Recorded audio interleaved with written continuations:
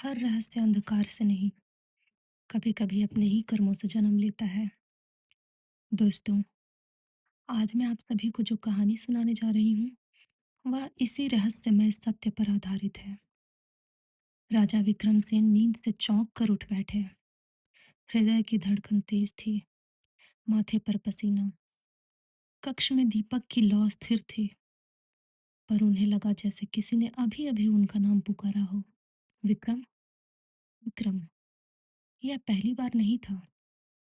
पिछले कई महीनों से राजा के जीवन में अजीब घटनाएं घट रही थी। कभी महल के गलियारों में चलते समय उन्हें लगता कोई पीछे पीछे चल रहा है। कभी शीशे में अपना प्रतिबिंब देखते हुए उन्हें लगता यह उनका चेहरा है ही नहीं। और सबसे विचित्र बात, यह हर पूर्णिमा की रात उन्हें इसी तरीके के स्वप्न आते। एक युद्ध, एक जलता हुआ वन और एक स्त्री की करुणा चीख। राजा की पत्नी रानी शैला यह सब चुपचाप देख रही थी। राजा पहले जैसे नहीं रहे थे। उनकी दृष्टि में कहीं खोया खोया सा भाव रहता। राजवैद्य भी थक चुके थे, औषधियां असफल हो चुकी थीं। एक रात रानी ने कहा, स्वामी, क्या यह सब किसी अशुभ संकेत का परिणाम तो नहीं? राजा मौन रहे, पर उनके मन में एक ही प्रश्न गूंजता रहा, आखिर यह सब हो क्यों रहा है मेरे साथ? अगले दिन महल के द्वार पर एक साधु आया। सफेद दाढ़ी, गहरी आंखें और ऐसा तेज मानो जैसे वर्षों का ज्ञान समेटे हो। उसने सीधे राजा से मिलने की अनुमति मांगी। दरबार में पहुंचते ही उसने राजा की आंखों को देखा और कहा,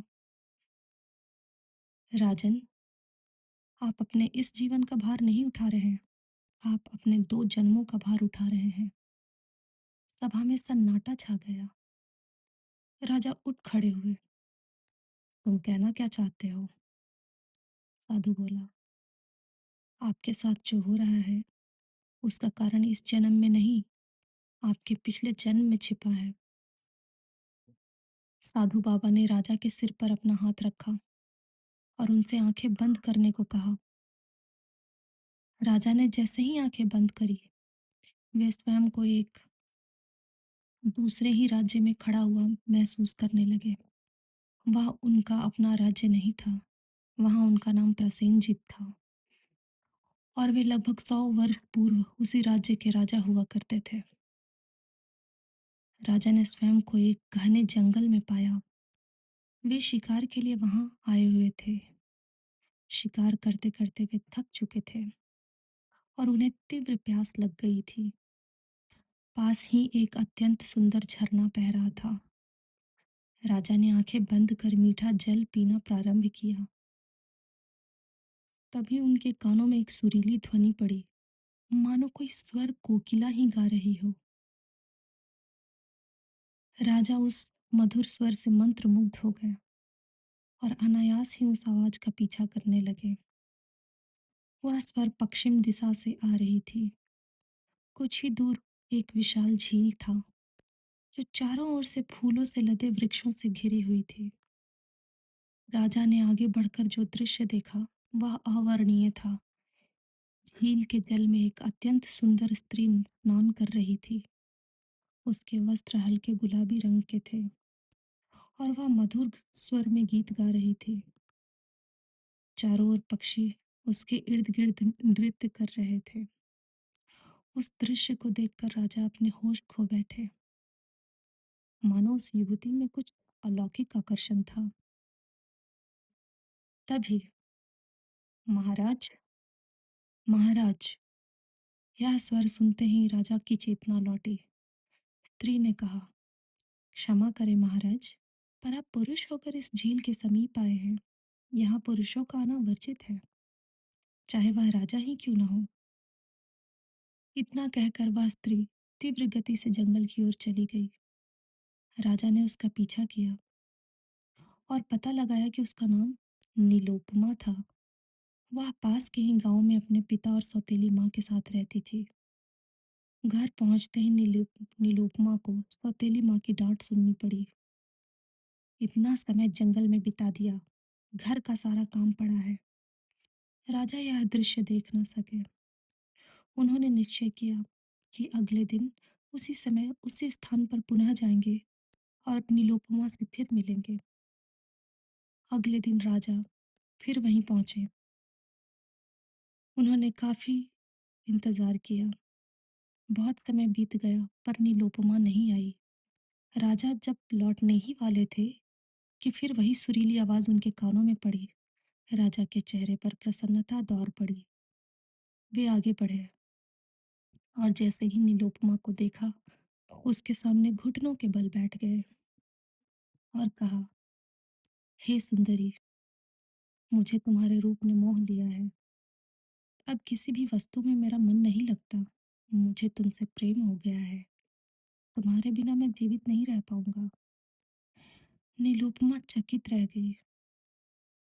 उसने कहा, हे राजन, आप इतने बड़े राज्य के राजा हैं और मैं एक साधारण निर्धन स्त्री।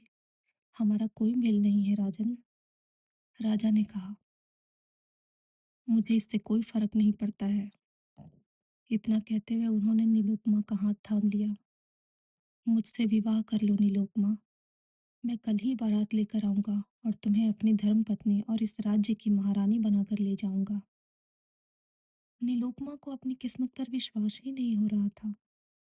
जो लड़की कल तक लकड़ियां चुनती थी और ताने सुनती थी, आज उसकी जिंदगी बदलने जा रही थी। उसकी आंखों से आंसू बह निकले। राजा ने उसके आंसू पोंछे। उस दिन उन्होंने पूरा दिन साथ में समय व्यतीत किया। जंगल के रास्ते, फल तोड़ना, झरने में स्नान और एक दूसरे में खो जाना। लेकिन जब उन्हें होश आया तो रात काफी हो चुकी थी। नीलुपमा घबरा गई। राजा बोले, व्यर्थ चिंता मत करो। मैं कल आ रहा हूँ। अपने माता पिता को सूचित कर देना और विवाह का प्रबंध कर लेना। नीलुपमा ने सहमति में सिर हिलाया और घर लौट गई। अगले दिन उसने यह सब कुछ अपने माता पिता को बताया। पहले तो उन्हें विश्वास ही नहीं किया, पर राजा के भय से थोड़ा बहुत स्वागत की तैयारी कर ली। नीलोपमा दुल्हन के वस्त्रों में राजा की प्रतीक्षा करती रही। दिन ढल गया पर राजा नहीं आए। दिन बीते, फिर महीने, राजा का कोई समाचार नहीं। इसी बीच नीलोपमा को अपने गर्भवती होने का आभास हुआ। उसने यह बात अपने बचपन के मित्र सुवर्ण को बताई, जो उससे वर्षों से प्रेम करता था।